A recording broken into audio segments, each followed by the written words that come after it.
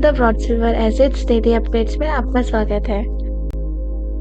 Sensex 535 के अंक की गिरावट के साथ 71,356 पर बंद हुआ और निफ्टी 148 की गिरावट के साथ 21,517 पर बंद हो गया। 3 जनवरी को निफ्टी के टॉप गेनर रहे Bajaj auto, Adani enterprises, IndusInd bank, Cipla, ITC. वहीं Hindalco, JSW steel, LTI Mindtree, Infosys, Wipro top loser रहे।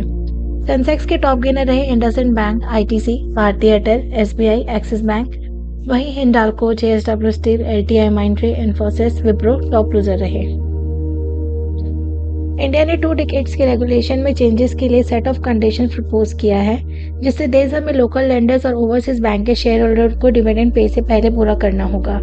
आरबीआई के अकॉर्डिंग लेंडर्स को डिविडेंड देने से पहले लास्ट 3 फाइनेंशियल ईयर्स के स्पेसिफिक कैपिटल रिक्वायरमेंट्स को पूरा करना होगा।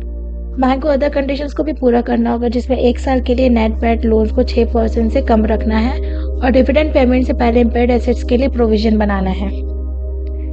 सुप्रीम कोर्ट ने हिडनबर्ग रिसर्च रिपोर्ट आने के बाद अडानी ग्रुप्स के कंपनी के थ्रू स्पेशल इन्वेस्टिगेशन टीम को ट्रांसफर के डिमांड को रिजेक्ट कर दिया है।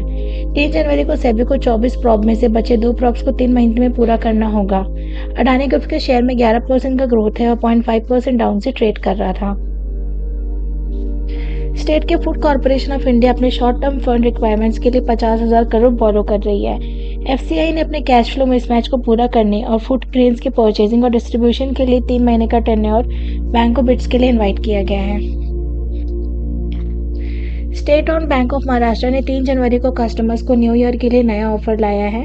बैंक ने होम लोन रेट को 15 बेसिक पॉइंट से कम करके 8.35% कर दिया है और होम लोन की परचेजिंग फी को भी माफ कर दिया है। 3 जनवरी को ट्रेड सेशन में सन फार्मा इंडस्ट्रीज लिमिटेड के शेयर ऑलमोस्ट 1% से बढ़ के 52 वीक के हाई पर 1304 रुपए पर पहुंच गए, क्योंकि कंपनी ने इजराइल बेस्ड फर्म के साथ एक्विजिशन को अनाउंस किया है। Brokerage firm Kotak institutional equities through current valuation पर रिस्क रिवॉर्ड बताते हुए स्टॉक को रिड्यूस करने के बाद 3 जनवरी को टाटा स्टील के शेयर में 2.5% का डाउनफॉल आया है और तो ब्रोकरेज ने स्टॉक के लिए 145 रुपए का प्राइस टारगेट किया, जो कि लास्ट डे के कंपैरिजन में सिर्फ 3% का ग्रोथ रिफ्लेक्ट कर रहा है। वेडनेसडे को स्टेट बैंक ऑफ इंडिया ने अपने domestic environmental, social and governance finance market को पूरा करने के लिए $1 बिलियन रेज किया है।